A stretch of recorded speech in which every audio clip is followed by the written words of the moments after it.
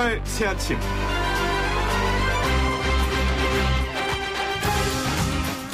긴급 재난지원금 지급을 둘러싸고 여야가 한바탕 설전을 벌이고 있습니다. 4월 내 지급은 물 건너 간 듯 보이고 서민들의 시름은 깊어만 가네요. 코로나 여파로 수출이 감소해 기아자동차의 공장들이 장기간 셧다운에 들어가고 LG전자의 창원 공장 일부도 조업 중단을 선언했죠. 이 상태가 더 지속되면 우리 경제에 들은 먹구름이 어찌 될지 모르겠습니다. 이럴 때일수록 정신 바짝 차리고 타이밍을 놓치지 않아야 할 텐데요. 코로나 유행은 어쩔 수 없지만 얼마나 효율적으로 이를 극복하고 대처할 수 있느냐가 관건이겠죠. 정부가 대규모 실업 위기에 대응하기 위해 7대 기간산업에 40조 원을 지원하는 기간산업 안정기금을 조성하기로 했고요. 너도 나도 허리띠를 졸라매며 이 위기를 극복하려고 하니까 그나마 다행입니다. 그런데 이 시기에 삼전세기 뚝심 아이콘이라 불렸던 오거돈 부산시장의 성추행 사건과 서울시 공무원의 성폭행 사건이 큰 논란을 불러일으키고 있습니다. 부끄럽고 낯뜨거운 일이 아닐 수 없습니다. 희망과 실망이 공존하는 상황이네요. 따뜻하고 상식적인 보통 사람들이 즐겨 듣는 YTN 라디오 노영의 출발새 아침 지금부터 시작합니다.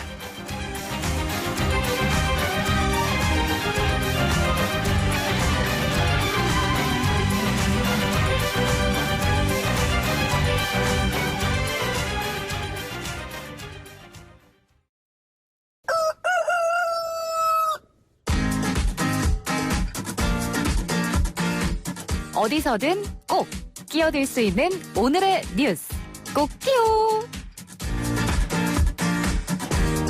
꼭 끼워. 매일 어디서든 꼭 끼어들 수 있는 오늘의 뉴스를 골라서 정리해주는 시간, 오창석 시사평론가와 함께하겠습니다. 안녕하세요. 네, 안녕하세요. 오창석입니다. 네, 성추행을 뿌리 뽑겠다던 오거돈 전 부산시장 성추행과 사태가 큰 충격을 주지 않았습니까?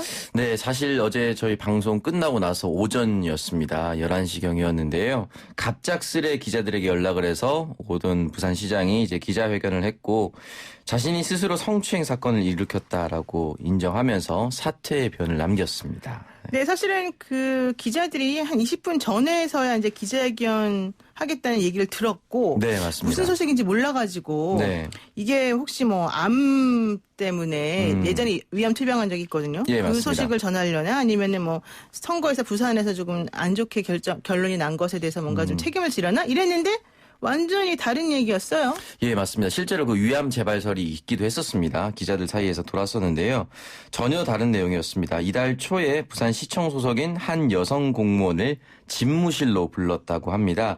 그런데 이 여성 공무원 같은 경우는 사실 시장 집무실에 불려간 적이 단 한 번도 없었기 때문에 긴급한 업무상 호출이란 말에 서둘러 집무실로 갔다라고 합니다. 그리고 이 여성 공무원의 정확한 근무 시간이었다라고도 합니다. 일단 오 시장 같은 경우는 컴퓨터 관련 업무를 가르쳐달라라는 취지로 말하면서 성추행을 했고 이 피해 여성이 강하게 반발한 것으로 알려졌습니다. 이 피해 여성은 부산에 있는 성폭력 상담소에 통해 이 피해 사실을 알렸고 이 상담소에서는 다시금 이 부산시장실의 보좌관을 통해서 내용 확인을 했다라고 합니다.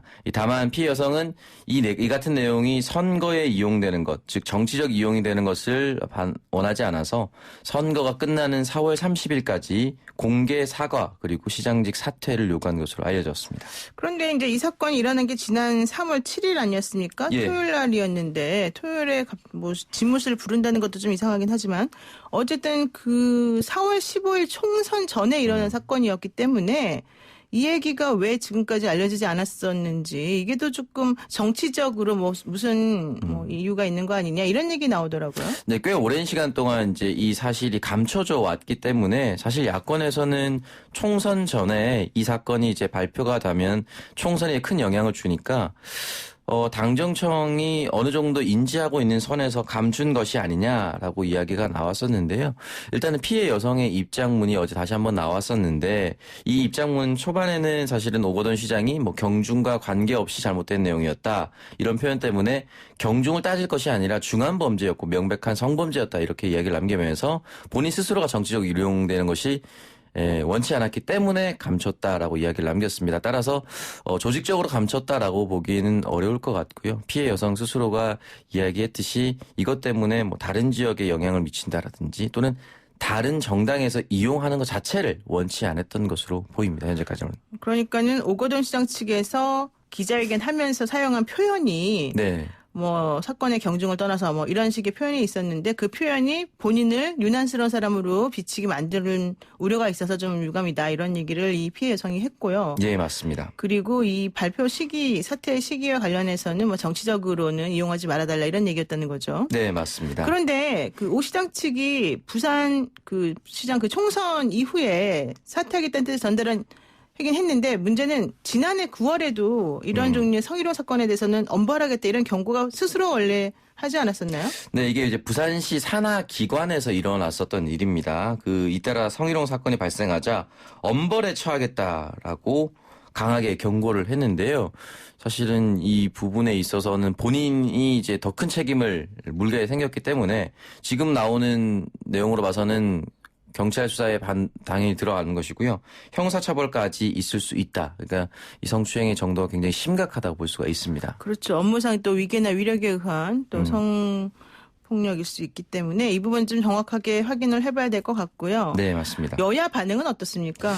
네, 일단 더불어민주당 같은 경우는 이제 오거돈 시장이 이 사퇴의 변을 남기고 30분 만에 윤호중 사무총장이 공개적으로 사과를 하기도 했습니다. 그리고 더불어민주당 부산시당 같은 경우는 이 내용에 대해서 사실 전혀 몰랐던 것으로 확인이 되고 있는데요.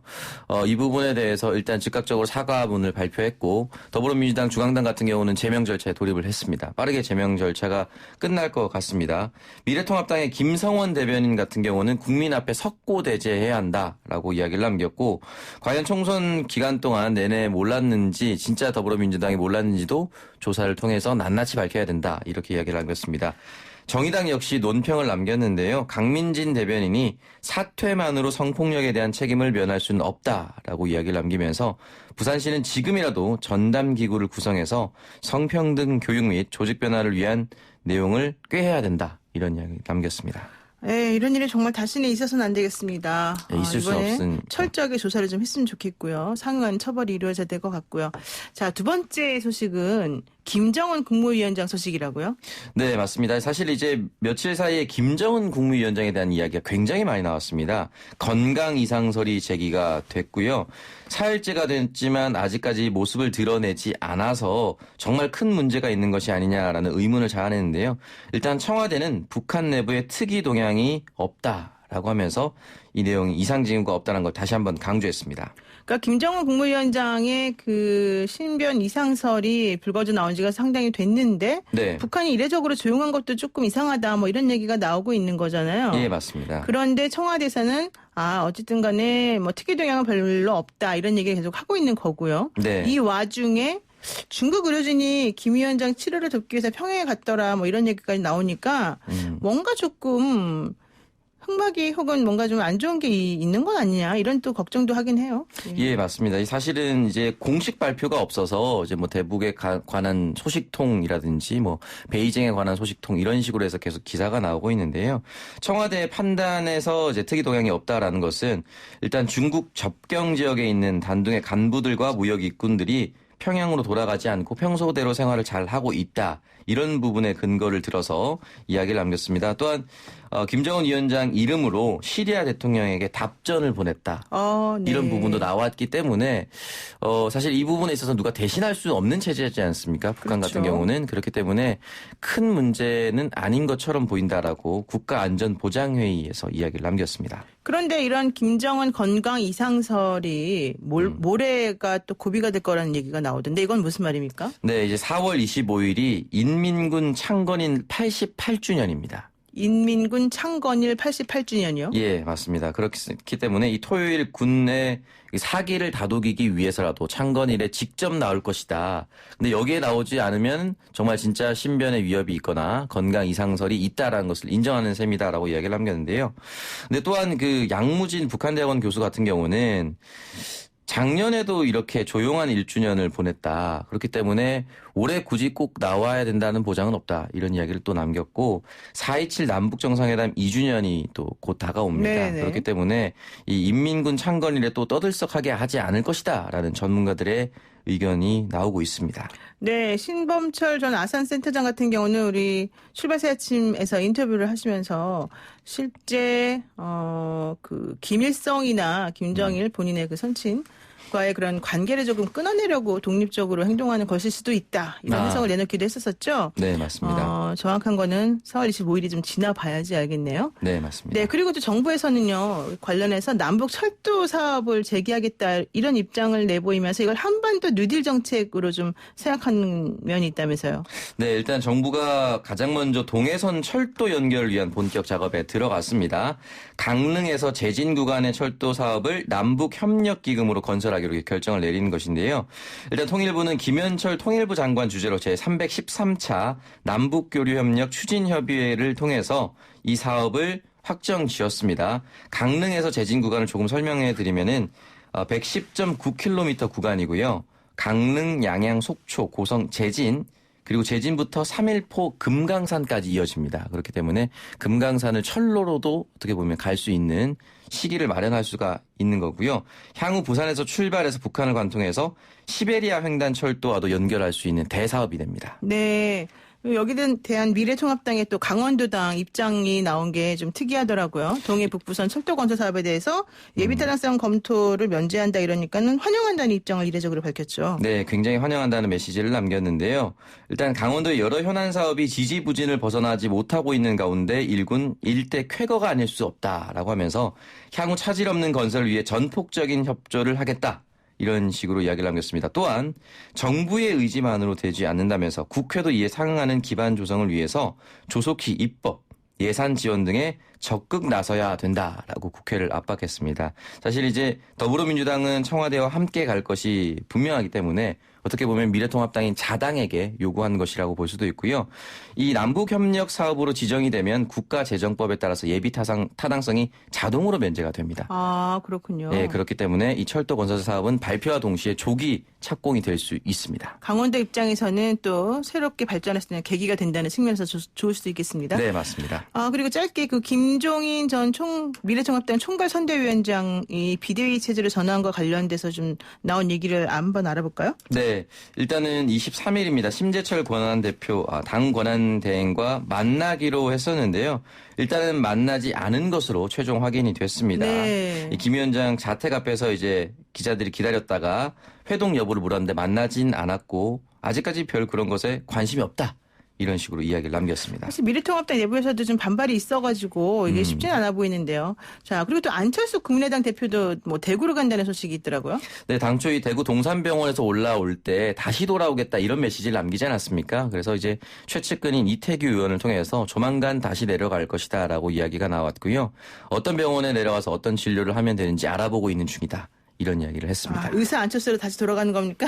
예, 결국은 돌아가는 것으로 보입니다. 네, 오늘 꼭 끼운 뉴스 브리핑 여기까지 듣겠습니다. 고맙습니다. 고맙습니다. 네, 지금까지 오창석 시사평론가였습니다.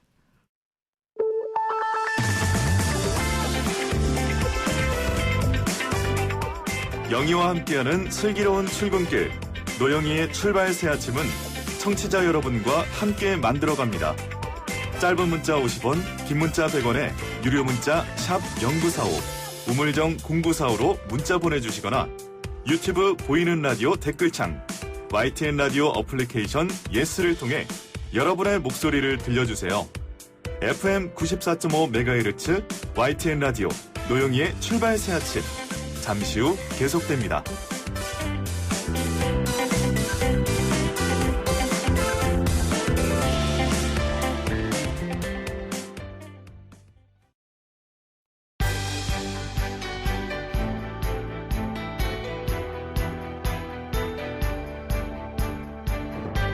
한국 정치를 풀어내는 토론 사이다. 한국 정치를 풀어내는 토론 사이다.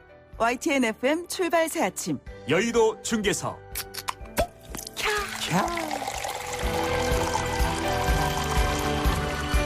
네, 4.15 총선까지 조금 멈추었던 우리 여의도 중계석 시간 다시 시작됐습니다. 한국 정치를 풀어낼 토론 사이다. 여의도 정치 상황을 누구보다도 명쾌하게 풀어주실 두 분 모셨습니다. 더불어민주당 서른 최고위원 나오셨고요. 안녕하세요. 네, 민주당의 서른입니다. 네, 미래통합당의 정병국 의원 함께합니다. 안녕하세요. 예, 안녕하세요. 정병국입니다. 네, 정 의원님 저희 출발 새 아침 가족한테 인사 한번 해주시죠. 뭐 서른 최고위원님이야. 예, 반갑습니다. 오늘 이렇게 여러분들 만나뵙게 해서 감사하고요. 지난 선거 과정이라든가 지금 코로나 전국성에서 여러 가지 어려우실 텐데 그동안 국민 여러분들의 협조 덕분에 이만큼 진정됐다고 생각을 합니다. 감사드립니다. 네. 그 인사도 아주 상큼하게 잘 들었고요. 그 긴급 재난지원금 관련해서 좀 한번 얘기를 여쭙겠습니다. 지금 당장 협의안이 마련돼 있는데 전 국민 지급 고소득자의 자발적 기부안. 이제 이 얘기가 지금 화두로 나왔습니다. 고소득자 기부가 웬 말이냐 뭐 이런 얘기 나오기도 하고요. 또 미래통합당 입장에서는 이거는 못 받아들인다 이런 얘기도 나오기도 하는데 우선 서른 최고위원님께 한번 여쭙겠습니다. 이것은 어떻게 진행이 될 수 있을까요? 말 그대로 긴급 재난지원금이거든요. 네. 그래서 긴급하게 처리를 해야 됩니다. 이게 첫째이기 때문에 야당 측에서 여러 가지 지적을 하고 있지만은 이건 빨리 지원을 하는 것이 중요하기 때문에 어쨌든 여야가 이게 통과를 시키도록 했으면 좋겠습니다. 네.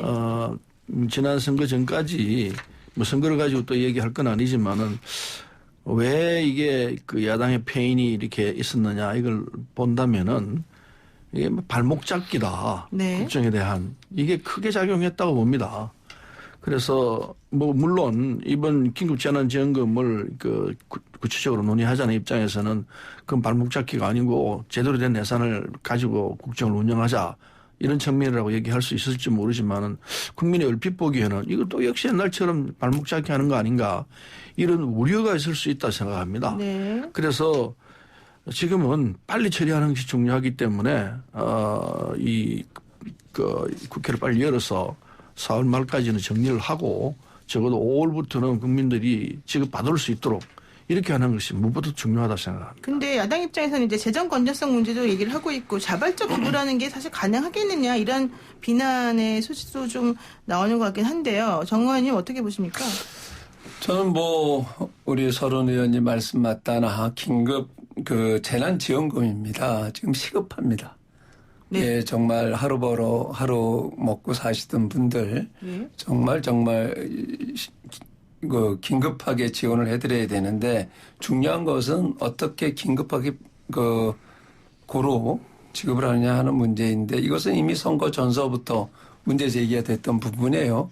그런데 선거 지나는 이 과정까지 이건 선거 전에 이미 정부에서는 안이 나왔어야 된다고 보고요. 저희 당에서도 이 부분에 대해서 지금 발목 잡기다라고 말씀을 하시는데 발목 잡아서도 안 되고 발목 잡을 의도도 없어요. 네. 그러니까 이제 저희들 선거 중에서도 이것을 절차를 밟아서 기존의 정상적인 절차를 밟아서 지급하게 되면 저희들이 계산을 해보니 그 당시에 이제 민주당의 안이 70%까지였었거든요. 네. 근데 70%를 이게 분리를 하는 데만 한 달 보름이 걸린다고 하고 그 비용만 2천억이 들어간다고 그렇죠. 얘기를 해요. 그런 차원에서 늦게나마 이제 100% 하겠다. 여러 가지 고민을 했다는 흔적은 있습니다. 그런데 이제 저희들이 이런 부분들을 두 가지를 제안을 했어요. 첫 번째는 이 절차를 밟기에는 이 2달이 걸릴지 3달이 걸릴지 모른다. 그렇기 때문에 즉각적으로 할 수 있는 헌법상의 규정이 되어 있는 긴급재정명령권을 대통령에서 발동을 하자. 저희들이 이미 선거 전서부터 네. 주장을 했고요. 그렇게 됐으면 적극 협조하겠다는 말씀도 드렸고요. 그 다음에 이것을 분리하고 그런데 어렵다라고 하면 재정의 어떤 범위 내에서 지급하자. 네. 전체로 다 지급하자는 입장도 저희들이 냈었던 거거든요.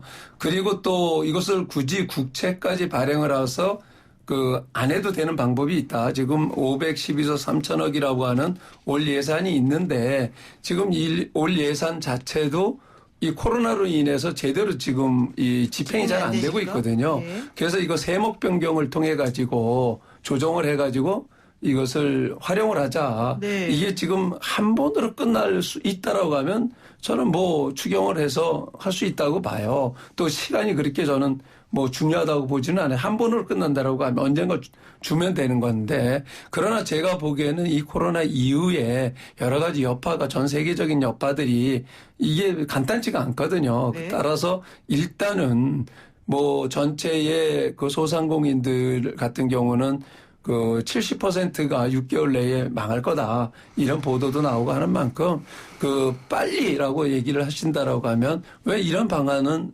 강구를 하시지 않으시는지. 그래서 대통령 야당이 반대를 하면 긴급재정명령권까지도 고려를 한다 이런 언론을 봤는데 그걸 고려할 필요가 없이 저는 지금 바로 지금 추경안에서 절차 발과에도 한 달 정도 좀 걸린다고 보거든요. 네. 그렇기 때문에 즉각적으로 긴급재정명령권을 발동을 하셔서 빨리 이거는 시급하게 필요할 때 지급을 해야 된다고 저는 근데 생각합니다. 긴급재정명령권 지금 발동 요건이 되나요? 당연히 있는데요. 아, 그래요? 그런데 지금 헌법 76조에 긴급재정명령권이 있는데 네. 이건 긴급재정명령권을 발동을 해서 이 재정을 정리를 하더라도 사후에 국회 승인을 또 받아야 합니다. 사후 승인이요. 승인을 안 받으면 안 받으면 당장 취소가 됩니다. 네. 아니 그건 저희 당에서 제안을 한 거고요. 네. 그리고 이미 여당은 180석을 받았잖아요. 아니, 그러니까. 그렇기 때문에 네. 저희 당에서 이것을 반대를 알겠습니다. 하거나 했으면 모르는데 네. 저희가 이미 제안을 했고 그럼 사후 그 승인을 당연히 한다는 전제. 긴급 재정 명령을 하기 전에 네. 지금 당정이 예산 합의를 했고 그래서 저는 다 주기로 한 마당이기 때문에 이걸 합의를 하면 되는 거죠. 그냥 근데 야당이 네. 합의하고 실질적으로 지금 늘 그렇잖아요. 우리가 해봤지 않습니까?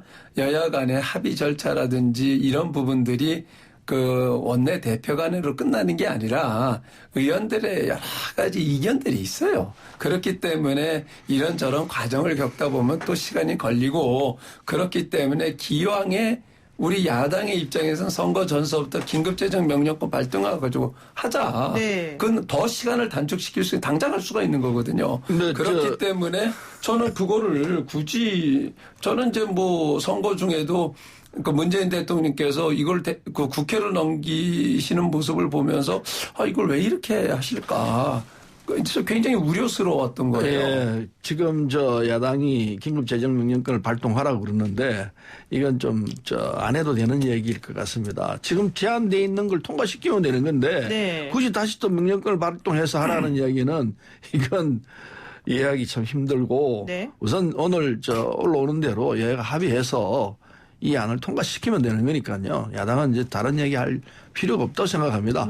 테이블 위에서 논의를 하고 네. 그 논의된 결과를 가지고 국민들이 발표를 하면은 이달 중으로 하면은 5월부터는 지급을 받을 수 있도록 하는 것이 깔끔하고 네. 또 다른 필요 없는 이런 쓸데없는 절차를 생략하는 과정이 되기 때문에 야당이 그걸 받아주면 좋겠습니다. 지금 정부의 예산 수정을 요구했다. 이런 얘기가 사실은 야당 쪽에서 그런 요구했다는 얘기가 나왔는데 또 그거하고 무관하게 지금 정 의원님께서는 할 수 있다 이런 입장이신 것 같아요. 제가 좀 헷갈려서. 아니 저희 당에서 네. 일단은 이제 지금 우리 서른 의원님 말씀하신 대로 국회 추경안 심의를 하는 심의 절차가 있는 네. 거고요.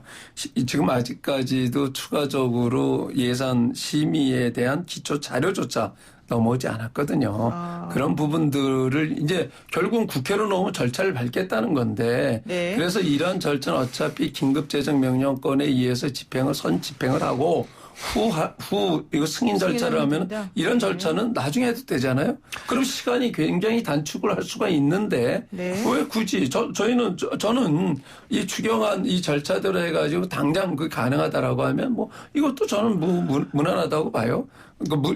가능하다고 봐요. 저희들이 반대하는 게 아닙니다. 그러나 일단 국회로 넘어왔는데 네. 야당이 심의를 하는데 심의 절차를 밟지 않고 그냥 하자 이거는 얘기가 안 되는 거고요. 일단 긴급재정명령권을 하게 되면 지금 오늘이라도 즉각적으로 발동을 해가지고 오늘서부터 바로 추진을 해서 5월 안에 4월 중에서도 돈이 나갈 수가 있는 거거든요. 긴급재정명령권을 발동하기 전에 여야가 합의해서 할 수 있는 일인데 아니 합의는 긴급재정명령권에 대해서 합의를 해줬고 사후 승인을 하자 이런 얘기 아닙니까? 아니 이제 결국은 어차피 이거는 이제 시간을 다투는 문제이기 때문에 저희들이 우려하는 거는 국회의 심의 절차를 밟으려고 그러면 해봤잖아요. 아무리 시간이 이거는 지금까지 시간이 걸렸던 이유는 야당이 계속해서 합의도 안 해주고 그리고 안 만나주고 이랬기 때문에 이게 시간이 걸렸던 거거든요. 그러니까 과거 얘기는 저는 할 필요성이 없다고 맞습니다. 보고요. 지금이라도 네. 야당이 오늘 당장 만나자 그리고 논의하자 테이블에 올려놓고 하자 하면은 이거 얼마 안 걸려 하루 만에 할 수도 있다고 생각합니다. 저는 그렇기 그러니까 때문에 충분합니다. 네. 충분하고 그래서 이건 긴급명령 제정권까지 갈 필요도 없이 당장 테이블에 앉아서 논의를 하면 되는 건데 테이블에 앉는 시간을 지금 안 하려고 하고 있습니다. 그게 문제예요. 야당의 사정도 있겠지만은 네. 지금 이 상황에서는 이 원내대표가 있는 상황이기 때문에 원내대표끼리 만나서 정리를 하고 오늘에도 당장 하면 돼요. 그걸 네. 자꾸 다른 얘기를 붙이면은 시간 끌기로밖에 안 보이는 그러니까 이제 거죠. 그거는 그렇게 보실 수가 없는 게요. 저희 당에서는 선거 전서부터 계속 이 주장을 했어요. 이 정부가 정말 이 국민들이 어려운 상황을 직시하시고 정말 긴급 이 재정 지원이 필요하다라고 하는 네. 게 의지가 확실하다라고 하면 벌써 이건 집행이 됐어야 되는 문제라고 저는 봅니다. 네, 일단 거기까지 네. 긴급 재정 재난 지원금 문제 거기까지 얘기하기로 하고요. 그 비례정당 문제 하나만 여쭙고 일단 일부를 좀 정리해야 될 것 같습니다. 4.16 총선 이후에 지금 비례정당이 위헌적인 정당이었냐 아니냐 뭐 내진 이런 얘기도 있지만은 또 하나 얘기되고 있는 게 이 위성 정당들을 별도 교섭단체로 구성해야 하는 것이 좀 현실적으로 필요한 부분 아니냐. 공수처 구성 관련해서도 뭐 협상에서 유리한 위치를 차지하기 위해서 이제 이런 얘기 때문에 아직도 좀 정리가 안 된 것 같은데 우선 각 당이 어떻게 논의를 하고 있는지 한번 여쭙겠습니다. 서른 의원님 지금 민주당 입장에서는 근데 뭐 그냥 더불어시민당하고 민주당이 합치겠다 이런 입장을 지금 보이신 거죠? 네, 저는 뭐 그걸 주장을 했고 예. 그 작업을 하고 있는데 그 전에 정치가 지난번에 위성정당 만들면서 국민으로부터 혹독한 비판을 받았지 네, 않습니까? 꼼수라는 얘기도 많이 들었죠. 그렇기 때문에 이제 정도로 가야 합니다. 순리로 가야 되기 때문에 이렇게 또 위성정당을 또 만들면은 정말 국민으로부터 이제 네. 매를 맞을 거예요. 그렇군요. 그렇게 해서는 안 되고요. 그래서 순리를 한다면은 각 당이 다 민주당과 통합당 이렇게 1대1로 만나서 얘기를 하는 것이 국민이 이번 선거에서 내린 명령이라고 생각합니다. 네. 그걸 또 벗어나서 위성정당을 만드는 이 꼼수를 부린다면은 국민이 그때는 정말 매를 들 거예요. 그런 일은 안 하는 게 옳다고 생각합니다. 네, 정 의원님 어떻게 보십니까? 저는 서른 의원님께서는 이전서부터 위성정당 자체를 반대하셨던 분이잖아요. 네. 저 역시 마찬가지거든요. 저는 이 편법은 편법을 낳고 꼼수는 꼼수를 낳는다. 그래가지고 정말 이 말도 안 되는 선거법을 만들어서 이번 선거를 치르게 됐고 또 그 선거 결과에 대해서 이걸 합치느니 안 합치느니 이런 얘기를 하고 위성정당을 그대로 위성정당이라고 하는 얘기 자체가 저는 부끄러운 일이잖아요. 네. 이런 상황을 만들어 놓은 우리 정치권은 정말 반성해야 된다고 생각을 하고요. 이번에 이제 민주당이 절대 다수의 의석수를 확보를 하신 만큼 그 잘못된 거, 꼼수로 만들어 놓은 거 좀 더 정상화시키는 그 과정도 필요하다. 저는 반대입니다. 네, 민주당이 꼼수로 만들어 놓은 걸 정상화시켜야 된다. 이런 얘기를 하셨는데 사실 선거법이 무슨 죄입니까? 선거법 운영을 좀 잘못하신 양당. 그러니까 이제 선거법 그냥 만든 의도가 네. 꼼수였던 거죠. 그렇군요. 정병국 의원이 아주 시원시원하게 얘기해 주시는 게 좋네요. 저렇게 가면은 국민들이 야당에게 박수 칠 겁니다. 네, 그러면은 일단 야당은 미래통합당은 미래한국당과 합당하는 걸 전제로 지금 말씀하신 걸로 알아들어도 될까요? 아니면 미래한국당이 국민의당이나 이런 당하고 별도 교섭단체 구성 안 합니까? 안 하는 쪽이 다수고요. 일부 그런 의견을 내는 사람들이 있는데 다수가 저는 원칙대로 가야 된다고 보고요. 잘못된 거 정상화 시켜야죠. 그렇군요. 네, 잠시 광고 듣고 오겠습니다. 네, YTN 라디오 노영의 출발새 아침 1부 순서 여기서 마치고요. 잠시 후 2부로 돌아오겠습니다. 네, 노영의 출발새 아침 2부 순서 시작했습니다. 여의도 증계석 시간이고요. 더불어민주당 서른 최고위원 미래통합당 정병국 의원 함께하고 있습니다. 지금 문자로 많은 의견들 주시고 계시는데요. 8335 쓰시는 분께서는요. 재난지원금 일단 급한 법부터 빨리 꺼주세요. 절박한 목숨이 숨 넘어가고 있는데 뭡니까? 이런 얘기 주셨고요. 또 6054님께서도요. 두 의원님들 우리 서민 정말 힘듭니다. 우리 좀 생각해 주세요. 이런 의견 주셨고 1274분 도요. 정말 이 중체대한 시국에 언제까지 말장난을 계속 해야 되는 건지 모르겠네요. 국민들 오늘 하루 버티기가 힘듭니다. 9710님도 비슷한 취지로 말씀하셨습니다. 입으로 일하는 겁니까? 몸으로 일하는 서민들 힘들지 않도록 노력해 주세요. 라고 얘기를 하셨습니다. 다 같은 마음으로 지금 힘들다라고 한 의견들을 주시고 계십니다. 청취자 여러분 궁금하신 점이나 덧붙이고 싶은 의견 있으시면요. 언제든지 유튜브 라이브 댓글이나 짧은 문자 50원, 긴 문자 100원의 유료 문자 샵 0945 우물정 0945로 보내주시면 되고요. 두 분이 시원하게 답변을 해주실 것 같습니다. 일단 2부 순서 다시 시작하고요. 자, 이번에는 오거돈 부산시장의 성추문 사건 한번 얘기를 해보겠습니다. 어제 갑자기 얘기가 나오면서요. 부산시장 보궐선거 얘기까지 나오고 있는 상황인데요. 자, 우선 오거돈 시장의 이 사건 정확하게 문제 본질이 무엇라고 보시는지 서른 최고위원님께 먼저 한번 여쭙겠습니다. 문제 본질이 정확히 뭡니까? 권력을 이용해서 그 약자인 여성을 추행했다는 얘기인데 이건 참 예전에도 있었던 일이고 앞으로도 이게 있을 가능성이 있겠다는 생각을 해요. 있을 가능성이 또 있어요? 있을 수 있죠. 언제나 있을 수 있다고 보는데 이번 차에 좀 이게 발본색운이 될지 모르겠습니다만 안 될 거라 보는데 어쨌든 강력하게 대처를 하는 것이 필요하다고 생각합니다. 네. 정 의원님 어떻게 보세요? 전 굉장히 충격적이었어요. 그 이전에 오거돈 시장이 이 여성 문제, 성폭행 문제에 대해서 발언했던 부분들이라든가 이런 걸 통해서 보면 도저히 앞뒤가 맞지가 않고 그 양도구육이다 이런 생각도 들고요. 왜 유독 이제 이게 오거돈 시장으로 끝나는 게 아니잖아요. 네. 또 같이 터져 나온 서울시장 박원순 네. 시장의 비서가 그것도 선거 전날 직원을 또 폭행을 했다라고 성폭행을 했다고 얘기를 하고 이게 이제 서른 의원님께서는 곤혹스러우시겠지만은 과거에 안희정 충남도지사 네. 부터 시작을 해가지고 이 미투 사건이라고 해서 이번 선거 전에서도 공천을 주느냐 안 주느니 해가지고 말들이 많았잖아요. 이제 나름대로 노력은 하는 듯한데 굉장히 이게 이제 민주당 쪽에서 많이 터져 나와요. 이제 이런 부분들이 왜 이렇게 나올까? 이제 참 안타까운데 기본적으로 성에 대한 인지 능력이 이제 문제가 있는 것 아니냐. 성인이 감쓰게. 예. 그래서 이제 저는 이제 이게 유독 민주당의 문제가 아니라 우리 일반적으로 우리 사회에 팽배되어 있는 남성 우월주의적인 사고, 네. 이런 부분들부터 시작이 된 것이 아닌가. 이게 참 하루아침에 바뀌어지는 것 같지 않고 안타깝습니다. 그런데 지도자들이 먼저 솔선수범해야 됨에도 불구하고 그러지 못하는 것이 네. 좀 안타깝죠. 서른 의원님, 지금 정 의원님 말씀이 왜 민주당에서 주로 이런 얘기가 나오느냐, 성인지 감수성에 혹시 문제가 있는 거 아니냐 이런 얘기까지 나오셨는데. 성인지 감수성에 문제가 있는 건 사실인 것 같습니다. 그래서 이 문제를 보는 시각에서 개선점이라면은 성인지 교육에 대한 좀 강화시킬 필요가 있겠다 이런 생각을 하고 네. 성평등 교육을 좀 해야 한다고 생각합니다. 성평등 교육. 네. 이게 교육을 받고 안 받고는 큰 차이가 있는 것 같아요.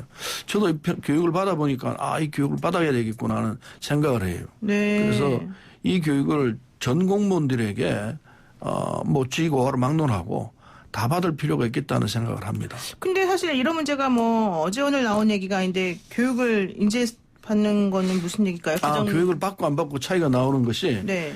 이게 별 문제가 아닌가 아니냐 이런 잘못된 생각을 하는 사람들이 꽤 있어요.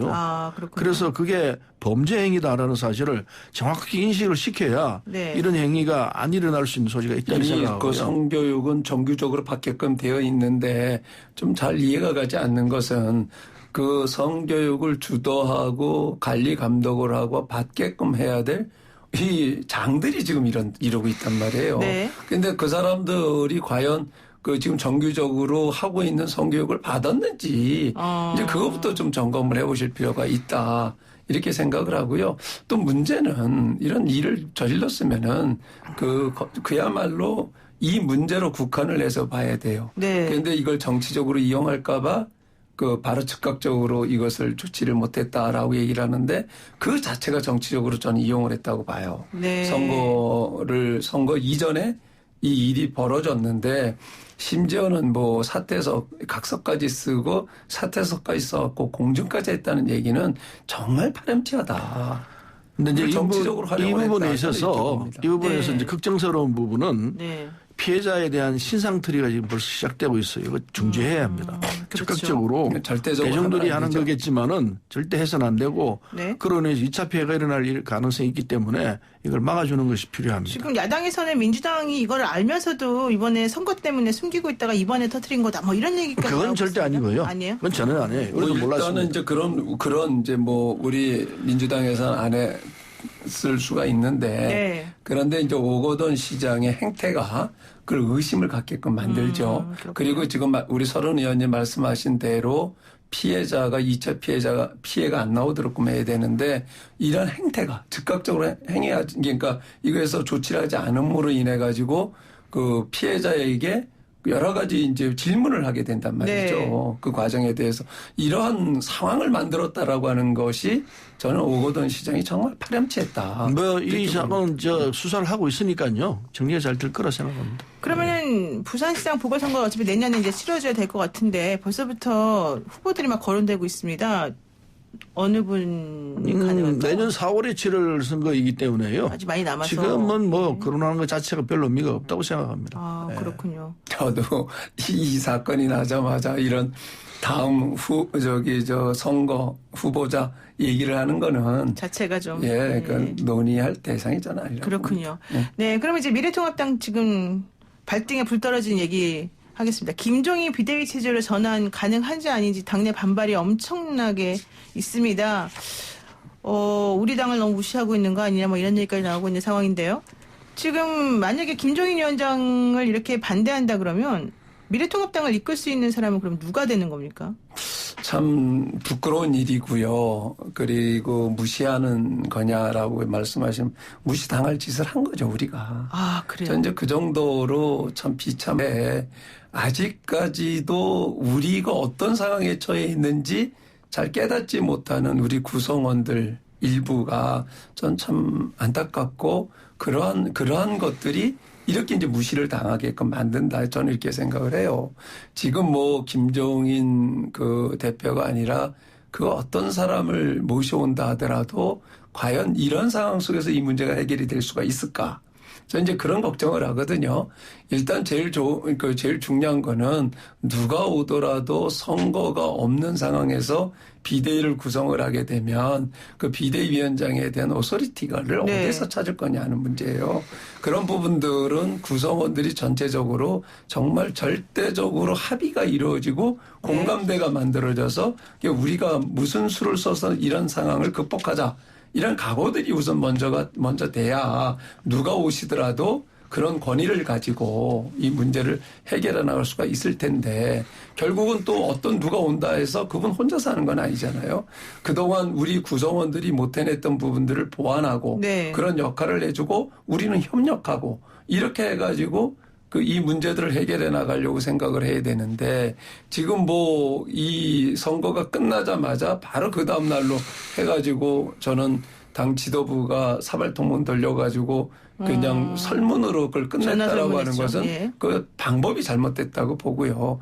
우선 구성원들이 그 일반 그러니까 우선 구성원들 간에 이 상황에 대한 진단이 우선 먼저가 돼야 네. 되고 그다음에 그 진단에 따라서 일반 국민들의 의사도 들어보고 일반 당원들의 의사도 들어보고 출마했던 사람들, 당선됐던 사람, 당선된 사람, 낙선했던 사람들 이런 사람들 골고루 얘기를 들어서 이 공감대가 만들어진 다음에 그 방향을 제시를 했어야 저는 맞다고 보는데 그런 절차가 좀 생략됐던 측면들 때문에 이게 지금 뭐 과정에서 네. 서로 이견들로 갈등 요인들로 나타나고 있다 이렇게 봅니다. 네, 남의 당 얘기긴 하지만 서른 의원님 보시기에는 어떠십니까? 지금 이 미래통합당 상황에서. 말 그대로 남의 당 얘기를 했어요. 네. 뭐 우리가 하는 얘기는 뭐 격가지 같은 상황일 터인데 이 미래통합당이 잘 정리를 해가지고 좋은 당으로 거듭나기를 바랍니다. 너무 원론적인 말씀이신 것 같은데. 진짜예요. 야당이 건강해야 국정 전체가 제대로 간다고 생각합니다.